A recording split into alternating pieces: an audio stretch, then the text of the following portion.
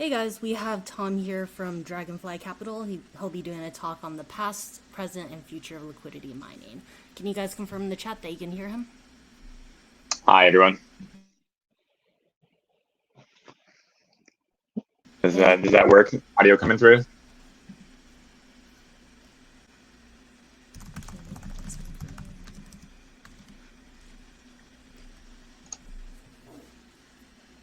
Cool. Looks like a yeah. Great. Cool. Thanks, Sanju. Hi, everyone. My name's Tom. I'm a partner at Dragonfly Capital. And before that, I was head of product at 0x for 2 years. So, been working in product and in DeFi for a while. And tonight, I'm going to be talking about liquidity mining, specifically talking about sort of more from like a product focused perspective, what we kind of care about there, and why that might be interesting to us. Without further ado, this is the past, present, and future of liquidity mining. So we're going to be talking about what is liquidity mining, sort of getting a rough definition of this thing that everyone's been sort of just talking about, and then why it's actually interesting to us. Why are we even having this talk? Why are we having kind of this whole conference? A large part of it being about liquidity mining, talking about sort of the original origins of it, even sort of pre-crypto, sort of a rough breakdown of what's been going on in the industry so far. And then projecting out a little bit and thinking through, well, what might be sort of the new trends that are popping up? Is this going to be just a flash in the pan or something that's going to stick around? And what sort of evolution might it take on? So what is liquidity mining?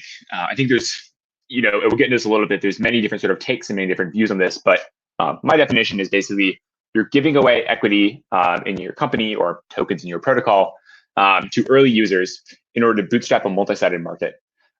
So in theory, what you're doing is you're correctly incentivizing the right actors to do the right thing and giving them skin in the game so that they can, sort of reap the rewards of doing the right thing. I say specifically it's a multi-sided market because I don't think liquidity mining is very interesting for non-marketplace businesses. So let's say you're trying to, sell a widget to, sort of consumers. You don't really need to do liquidity mining. You might drop the prices initially, right, to sort of get more people, enticed and to buy your thing. But solving a multi-sided market is like a very specific problem that it's not often best solved by just throwing cash at it the same way you're sort of throwing cash when you're trying to sell a widget or sell a service.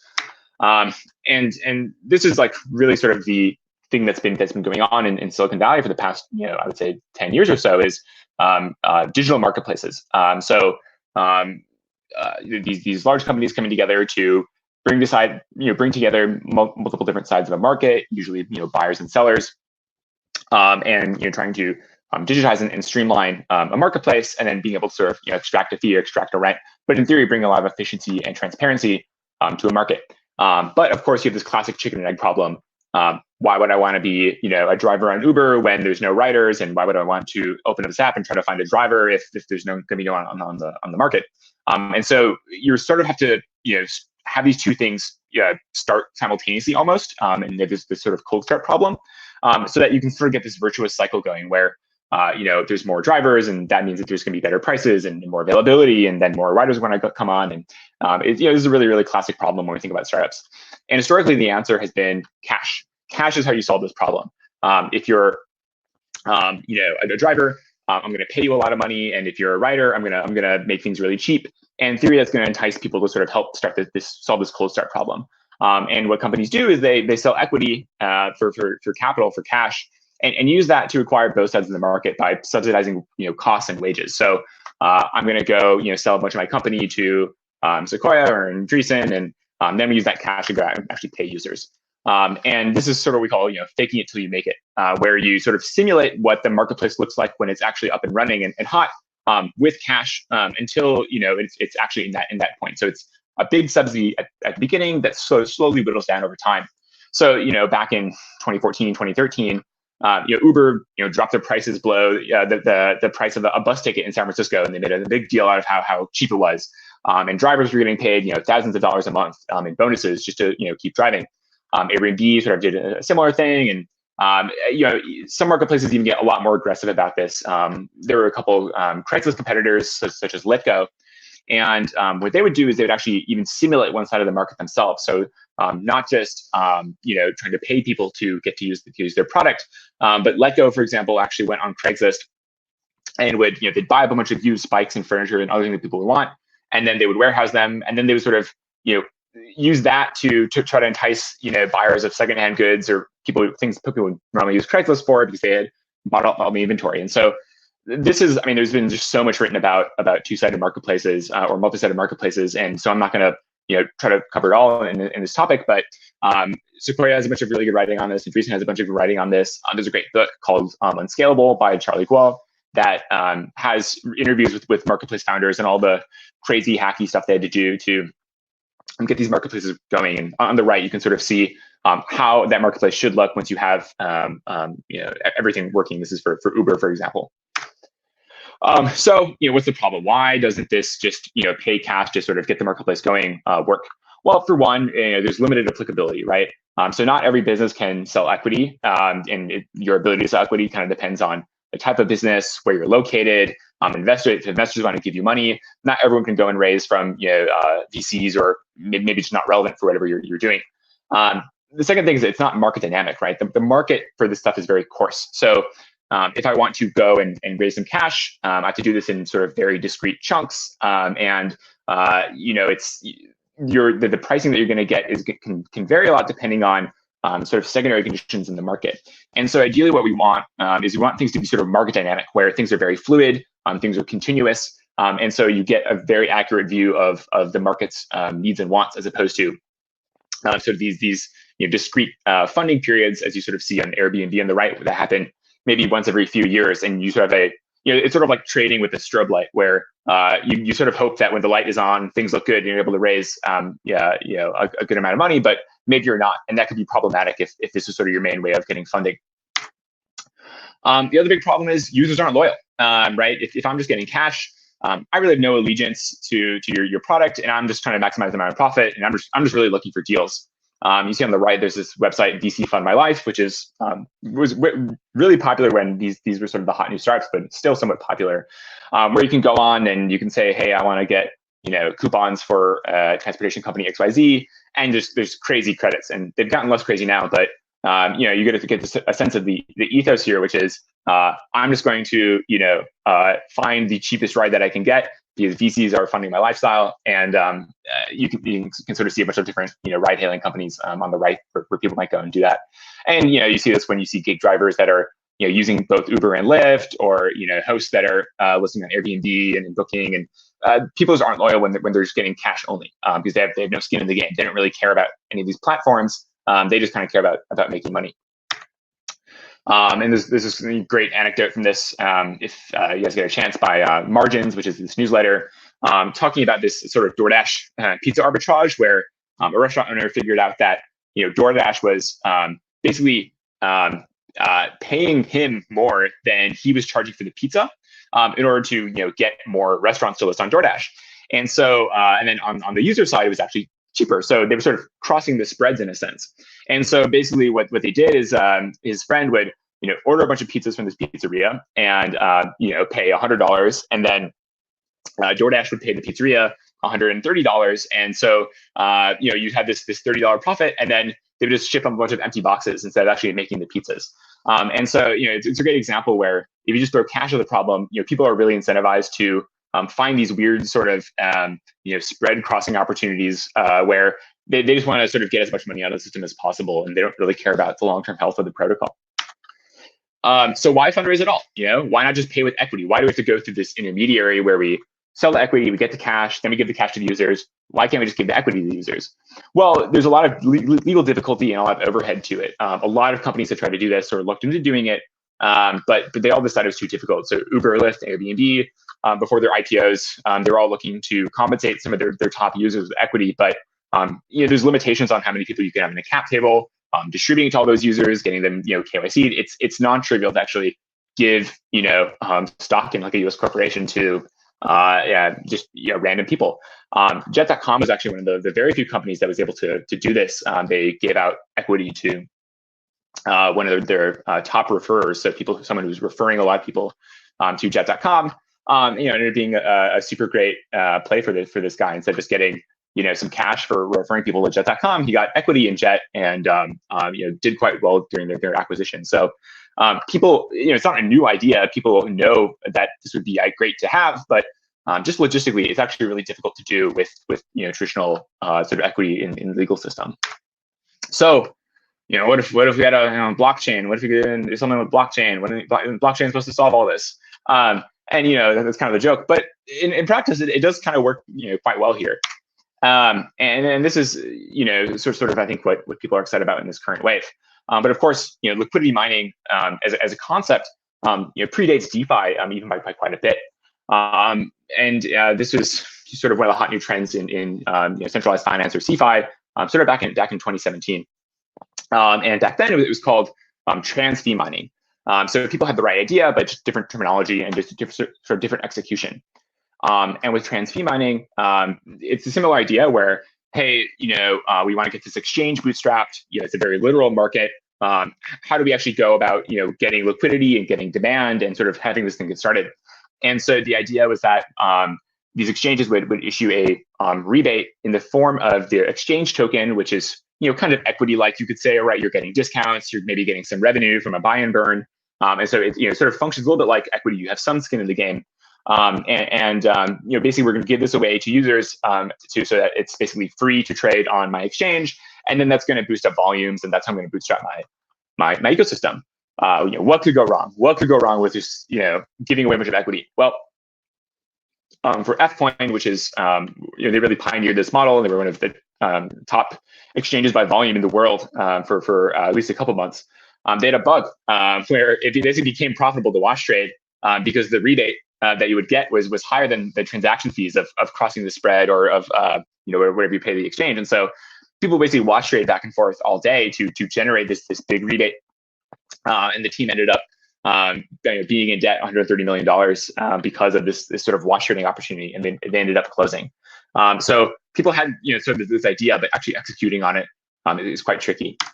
And even in DeFi, sort of this concept sort of predates the current trend by quite a bit.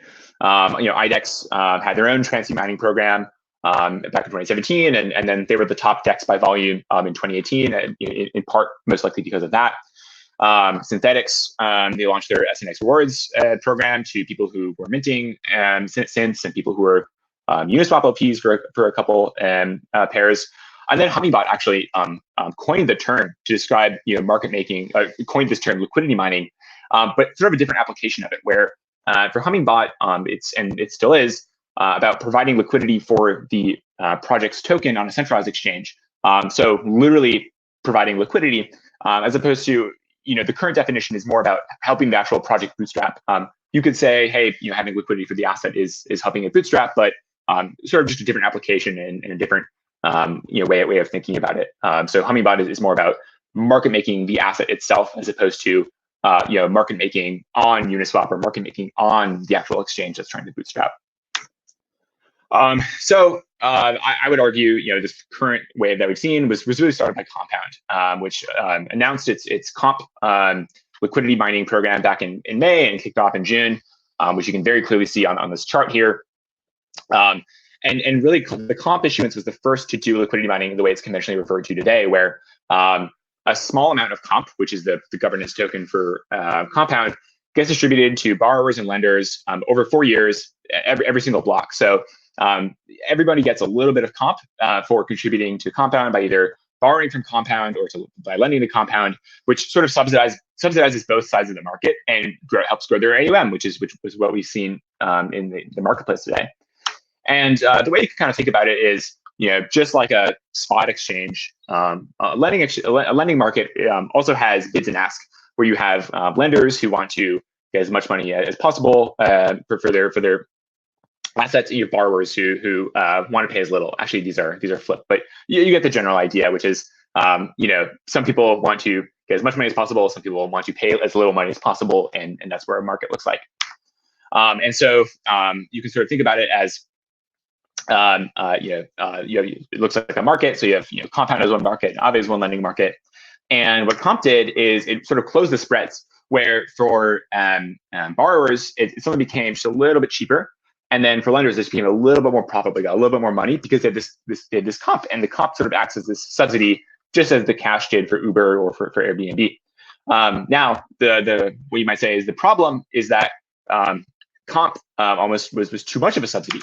And so in fact, the spreads actually crossed, which means it can be profitable to basically sell or buy to yourself and sort of do that recursively, just like the DoorDash pizza arbitrage example.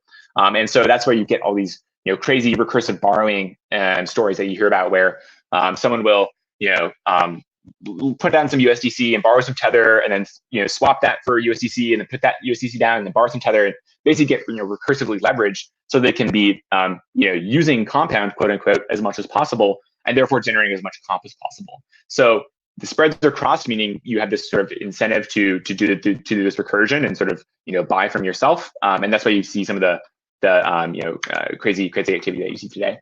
But overall, the model works, right? And this is sort of the blueprint that everybody's been using. Well, why did this work? Why was this actually interesting when we've seen that it's not a new idea and many people have been trying to do this in the past? Well, the first is that comp serves a meaningful purpose, right? It's trying to decentralize protocol ownership amongst users. So it's not just some extra compensation, and it's not something that's kind of trivial. You see on the right here an example from 0x that I actually pulled these numbers back in the day when we were talking about 0x v3, sort of showing this disparity between people who are trading on 0x and people who hold 0x, the token. And ideally, what you want is sort of a union of these things, where you want the people who are governing the protocol to also be the people who are using the protocol. The way comp is being distributed now really does a good job of trying to make these two circles overlap, where the more you use compound, the more comp you get, and therefore the more likely it is that you're going to skin in the game and help actually govern the protocol. It's also applicable for fair launches. Some of the other stuff I mentioned, many including compound, they raised VC money, right? They sold equity, they got cash, and they could have used that to incentivize growth.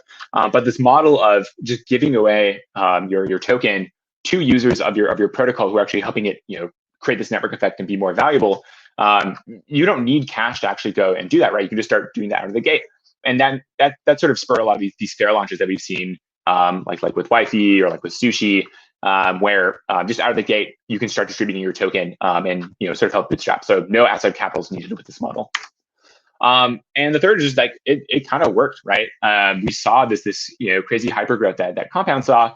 And so that's why for models like Uniswap or models like Curve that are very, very similar to Compound's, it sort of they've also seen the same sort of hypergrowth in AUM that Compound's seen. So it does kind of the thing that's supposed to do, which is help get this marketplace going, help bootstrap this two-sided marketplace, and that's sort of the goal at the end of the day to a large extent.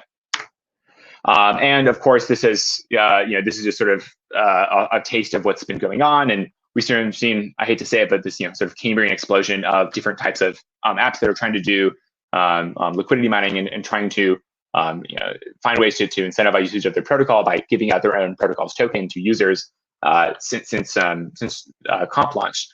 This is a really nice infographic from Dmitry Berenzin from Bollinger. I highly recommend you guys go check it out. He has another nice article on liquidity mining, but it sort of gives you a sense of how many people are going out and, if not doing the true compound model, maybe a small permutation on it.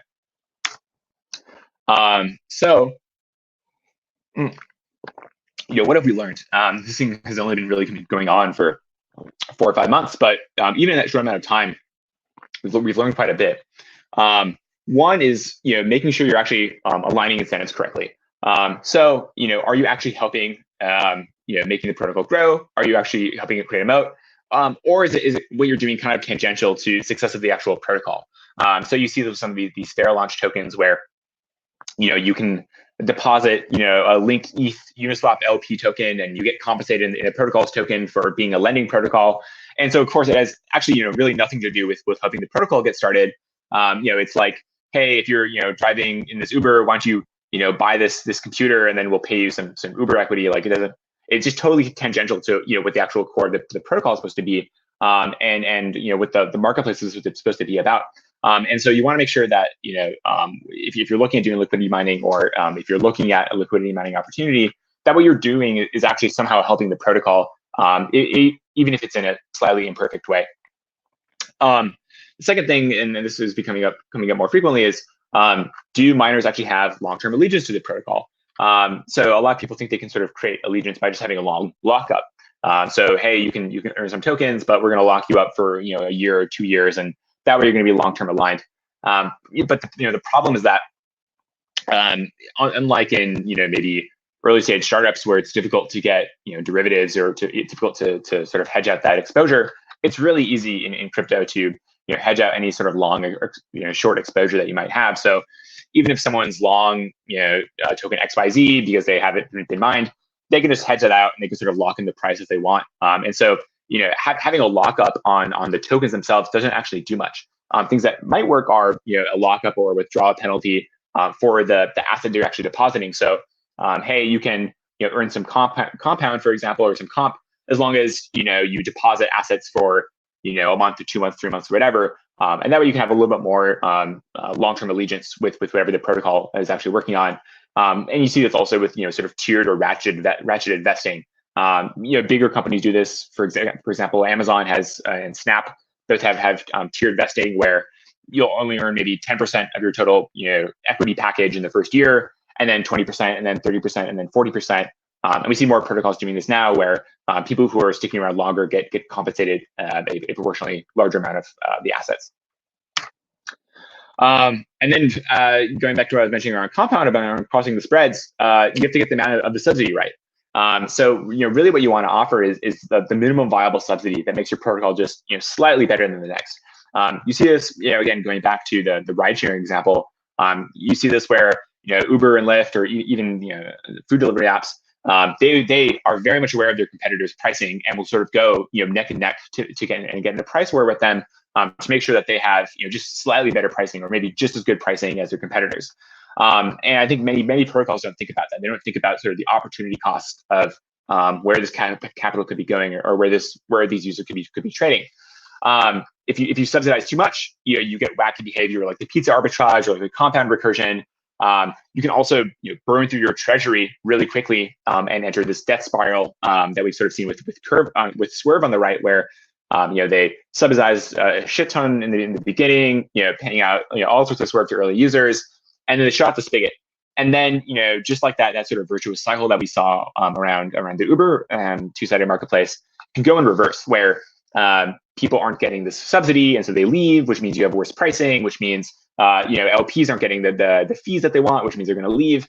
And so you have to be really smart about sort of doling out this incentive over time to make sure that it's not too much in the beginning, so you don't it cause crazy behavior, so that you don't burn through your treasury. But you also don't want to give too little, so you don't want to not be competitive at all, or otherwise no one will ever care, and your protocol will never take off. So it's really this balancing line to find this minimal viable subsidy to make sure that your protocol can be healthy in the long run. The other thing that people are discussing, I think even more these days, is around price discovery. So many of these protocols have a really high inflation, and they start out with a really low float, which means the token is, for better or for worse, kind of doomed. Just the market cap might be fine, and the total value of the protocol might be great, but the token of the price itself, unfortunately, in crypto is very often tied with a narrative. And for some assets, if the initial price is super high because there's very little of the token unlocked and it's super illiquid, but then a lot of it starts to come into the market, there's really no way but down for the actual price of the token itself. And so you see this sometimes where like with CRV, where even if it's a great protocol, even if the market cap of the total protocol is really high, there's just so much sell pressure coming on, and the initial price was just so high that it really has nowhere to go but down. And so if you want people to be investing in your protocol, they want people to be holding your token, if you want people to be excited about what you're working on, even though I don't incentivize doing crazy tokenomics to try to pump the price, you also should have an asset that is somewhat investable that people can hold and use to get excited about whatever it is that you're building. And so one thing that we recommend our portfolio companies do is to allow your tokens to hit a good level of float, meaning a good percentage of the total market cap being issued or unlocked before allowing to get started trading, to avoid all of this. So if you have let's say 1 to 2% of the market cap issued before you sort of unlock it for trading, then you won't have this sort of crazy price discovery issue that you see with some of these tokens.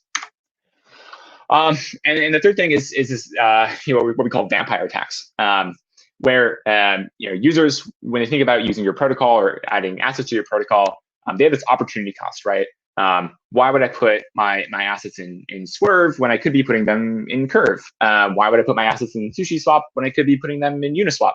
And there's always this sort of calculation going on. And this is a classic sort of collective action or signaling problem, where even if many different players in an ecosystem want to do something that's superior to whatever is currently going on, signaling and coordinating everyone, especially when there's opportunity costs involved, is actually really difficult. It's sort of a prisoner's dilemma, as we sort of see on the right.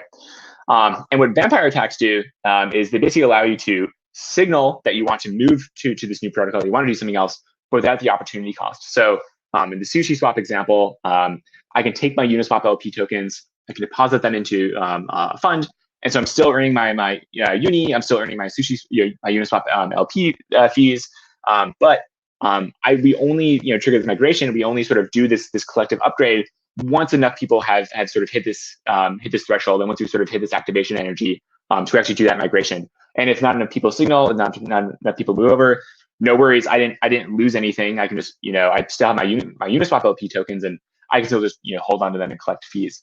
And so, if possible, what you want to do is allow your protocol to do this, or allow users to do this, where they can opt into your protocol without this opportunity cost, and just sort of sit along for the ride until enough people sort of hit that critical mass where they can actually tip over and do the upgrade.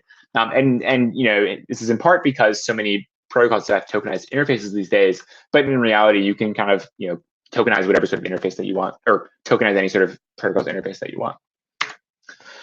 So this is, I would say, this is the Gartner hype cycle, but I would say this is not totally dissimilar from what we've seen in liquidity mining, where we had this innovation, things just got really fucking crazy and really out of control. I think there was sort of a bit of a crash and I think a bit of a sobering up. But now we're seeing that this is actually a really interesting tool, not just for crypto, but even more broadly for some of these traditional tech companies that I mentioned. A really interesting way of bootstrapping marketplaces and helping small companies grow. I think it's really just a matter of learning. So where do we go from here? Well, I think coming into the future, I'm hoping we see more projects launch using something like liquidity mining that couldn't have launched through traditional means. So a great example of this is Basis Cash, which is a new implementation, a new sort of take on Basis, which is a stablecoin project from 2017 that unfortunately had to shut down because a component of the protocol, most likely would have been deemed a security, and therefore it would have been really difficult for the protocol to actually run. Basis Cash is an anonymous team. They're sort of doing a direct to consumer launch, and so for them, they can build this thing, they can monetize the treasury, they can get people excited about using it. But they're not going to be able to to raise capital the same way Basis was able to. So I think these kinds of protocols where maybe they don't have access to traditional financing opportunities or investor relations, and they can actually launch the protocol and grow it effectively, even without sort of the capital that normally you would want to have access to. I think we'll see fewer and fewer public token sales, and then more space on cap tables for early users. This is just sort of across the board. I see very few, if any, teams doing public token sales, and more teams sort of expanding the amount of the cap table that they want to give away to early users. For exactly this reason, right? You want the people who are using the protocol to own the tokens, not random speculators that show up and hold on to the token and never use it. And liquidity mining is a great way to actually make that happen if it's done correctly. And the last thing that we'll see more and more is teams hone in on this idea of a minimum viable subsidy. Potentially even in a way that's automated, sort of going back to what I was mentioning around food delivery teams that look at their competitor pricing to determine how much of a subsidy to offer. You can imagine if someone wanted to, take on someone like Compound, what they could do is, set up an asset or set up a lending protocol that issues their token as a subsidy, just so it's like a little bit more profitable and a little bit cheaper than Compound, and just does that continually to make sure that it's always the best place to get to lend or to borrow, but not ever too much. It doesn't sort of run this problem where you waste too much of your treasury early on. So I think people are kind of dialing in on the best way to do something like this, or how to actually avoid some of those issues I was mentioning around issuance earlier. But like I said, we're learning extremely quickly. We're going through many years of I think learning in just a few months. So that is the past, present, and future of liquidity mining. Thanks everyone for your time, and take any questions if we have any time remaining.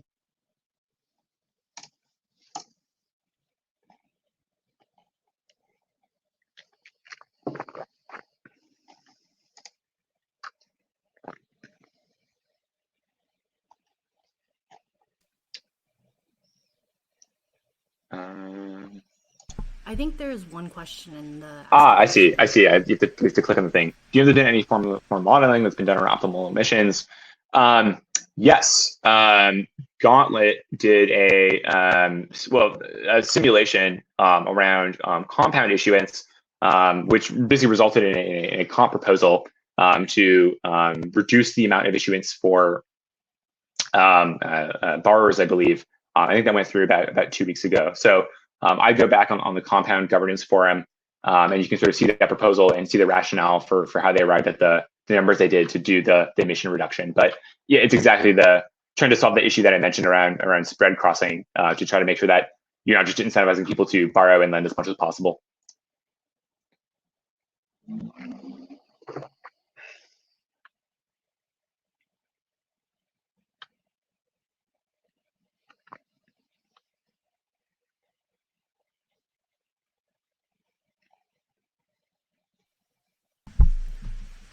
Cool. Well, if there's nothing else, do you have any closing thoughts? Thanks for coming. If you want to chat DeFi, I'm Tom H. Schmidt on Twitter, and my DMs are open. Or you can email me, tom@dcp.capital. Always happy to chat any ideas that you're thinking about. So awesome. Thanks so much. Cool. Take care. Thanks, guys. Bye. See ya. Bye.